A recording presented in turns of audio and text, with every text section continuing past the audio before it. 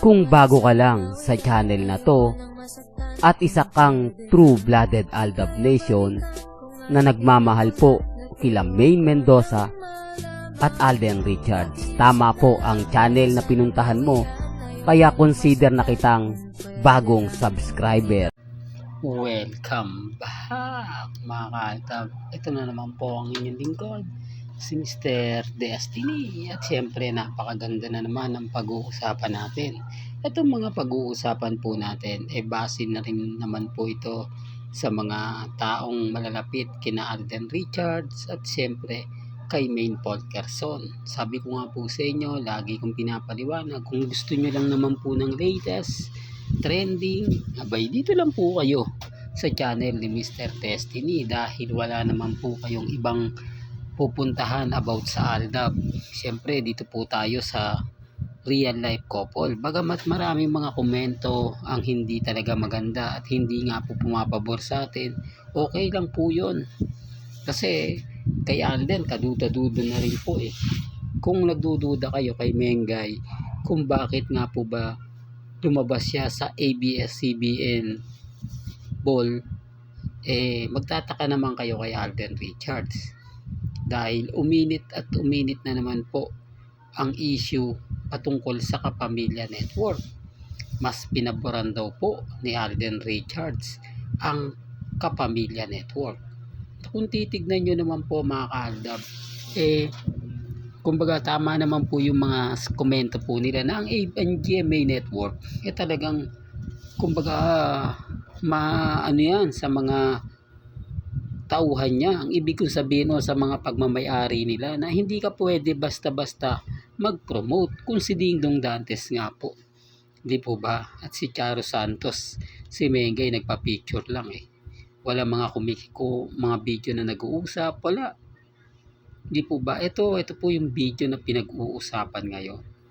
Ang buo po yan Kapamilya Star ang naandyan. Bakit daw po andyan si Alden? Ano daw po yung ibig sabihin niyan? Bakit daw po nagpo-promote siya ng ganyan gayong hindi naman po siya kasama sa pelikula? Malaking kabawasan daw po yan sa viewers ng GMA Network. At syempre yung mga ilang Alden fanatics makukuha nila yung atensyon. Sabi ko nga po sa inyo, hati po ang opinyon ng mga ilang netizen. Hati po ang opinyon ng mga taong nagko-komento. Bagamat maraming nakakagulat ng mga pangyayari, talagang mapapaisip ka kasi si Alden iba na raw po Kumbaga parang wala na po siyang takot. Hindi daw po katulad ng dati na mapunta man siya sa GMA, sa ABS-CBN, talagang doon lang siya. Matatandaan niyo po ba nung in-interview po siya ni Boy Abunda sa ABS-CBN, hindi siya direkta nilagay dun sa dun sa nasa dulo ng dila natin sa mismong stage yung parang Kapamilya Umagang Kay Ganda, ba tawag na sa front, sa pinaka front na kumbaga kay Boy Abunda, di po ba? Hindi sa private mismong kwarto doon in-interview o sa labas po ng kumbaga yung nasa dulo ng dila natin mga ka-Aldab. Pasensya na po kayo hindi ko po mabigkas, di po ba? Sa labas po in-interview si Alden, nakatabi naman po niya sa kabila si Maine Polkerson. Alam ko Aldab fans alam yan, di po ba? Siyempre maraming sasang-ayon sa sinasabi ko, kaya lang kapag nag-react yun, sasabihin ako yun, dami account ko yun, di po ba? Hindi siya direkta na sa mga ini-interview ni katulad kay Maine, di po ba? Si Maine in-interview noon yung sa isa pa with feelings, dun mismo sa kung saan ini-interview ni Boy Abunda yung mga artista ng Kapamilya Network, maliban lang po kay Alden. At ano lang yun hindi siya matagal, saglit lang po siya, wala pa po ata mga 10 minutes ata yun. Ganun kalupit ang GMA Network pagdating doon. Hindi nga po siya nagpa-picture sa mga taga-staff eh. Kumbaga pagdating ni Alden doon, mabilisan lang, bigla na po siyang umalis. Samantalang dito, di po ba? Kaya mapapaisip po kayo, siya pa po yung naging host ng premiere ng pelikula ni na Paulo Abilino at ni Kim Chiu. Although kaibigan niya si Paulo. Pero hindi po yun basihan eh. Di po ba? Kasi yung Sparkle Artist Center, sa totoo lang po, hindi po lahat ng artista nakukuha na. Nahahati na nga po. Tapos yung fashion show pa, talagang ang umingay doon sa bench, puro kapamilya network. Di po ba? Pansin nyo? Kaya nga po yung iba napapaisip, baka talagang tinanggal na si Alden sa GMA.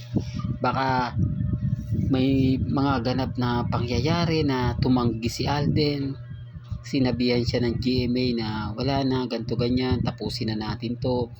Kasi kung matatandaan nyo, dapat ilalabas nila yung bagong segment ng pagiging host ni Alden eh. Di po ba? Sa GMA, pero hindi siya lumabas eh. Nakapagtataka. Hindi po ba? Kasi sabi nila kalagitnaan ng March. Pero April na ngayon. Di po ba? Papasok na po yung May. Pero wala pa rin bali-balita. Dapat nga po agad-agad tayo nakakaalam yan eh. Pero hindi eh. Sa palagay ninyo. Di po ba? Issue na naman yan, Mr. Destiny. Alam mo, mababash ka na naman ng mga Alden fanatics. Sasabihin na naman ng mga Alden fanatics, pinangungunahan mo sila, Mr. Destiny. Gumagawa ka na naman ng sarili mong issue. Gumagawa ka na naman ng walang kakwentang-kwentang ganito, walang kakwentang-kwentang ganon. Halatang halata na bitter ka. Diba? Pero hindi ako namimilit.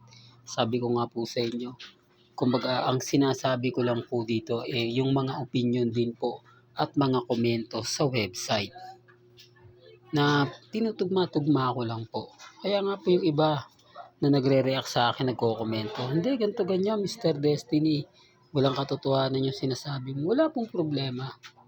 Di po ba?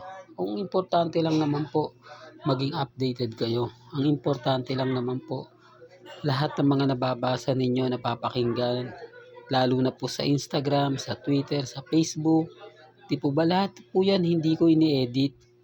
Yan naman po yung pinagmamalaki ko eh. Yan naman po yung lagi kong sinasabi. Lahat po ng mga nababasa ninyo, napapanood, napapakinggan, lahat po yan, 101% hindi ko po inedit. Kaya nga po ako 101% na yung mga sinasabi natin tumutugma talaga. Ang problema lang po, yung mga bitter sa akin, lalo na po yung captain. Di po ba? Basag na basag po talaga sila. Pumutok na naman ang issue sa ABS-CBN Ball. Di po ba? Magkasama sina Catherine at Daniel Padilla. Hindi ko na nga yan pinupush eh. Hindi ko na siya, hinahayaan ko na lang po. Pero yung mga basher ko, kapag binabash ako, syempre yun ang pag-uusapan natin. Hindi po ba? Wala na talagang cut din. Masakit na katotohanan. Masakit. Dahil marami nga pong taong ang umasa. Hindi lang naman po isa, hindi naman po dalawa, kundi napakarami. Pero sa bandang huli, wala rin naman pong nangyari. Sa bandang huli, umasa lang po sila sa wala. Yun po yung masakit na katotohanan. Hindi po katulad natin na hanggang ngayon, wala pa naman pong nangyayaring hindi maganda at hindi kaaya-aya. Gaya ng sinabi ko, si Mengay ginagamit lang po para po sa politika. Dahil alam po nila na ang hirap ng kalagayan ngayon ni Congressman Atyo. Una sa lahat, ang kalaban niya, si Bingbong Crisologo. Wala pa po itong talo at never po itong natalo sa District 1 ng Quezon City bilang konsehal. At ito'y muling magbabalik. At ang kakalabanin nga po niya, walang iba kundi si Congressman Atyo. Kaya nga po ganito yung laban na ginagawa nila, puspusan. Kita nyo yung motorcade ni Congressman Atyo. pansin nyo na parang hindi masyado tinatao. Pati yung live po niya, 366 lang. Di po ba? Buti na lang po may mga ebidensya at resibo tayo. Kung wala, nako, katakot-takot na naman po na pangiinsulto, pangiinis ang ibabato nila kay Mr. Destiny. Hindi, real talk yan mga kaaldab. Bali, ulitin ko lang po dito po sa channel ni Mr. Destiny, malaya po kayong magpahayag ng saloobin po ninyo. Kung ano po yung sa tingin ninyong tama, nirerespeto ko po yan at ginagalang. May kanya-kanya po tayong pananaw at opinyon. Well, hanggang dito na lang po ang ating latest updates. Kaya kung gusto niyo pa po ng pinaka-latest at sariwang update, abay tumutok lang po kayo dito po sa channel ni Mr. Destiny para updated po kayo sa mga bago at sa mga latest na i-upload po natin maya-maya lang. Hanggang sa muli, salamat po sa panonood at pakikinig.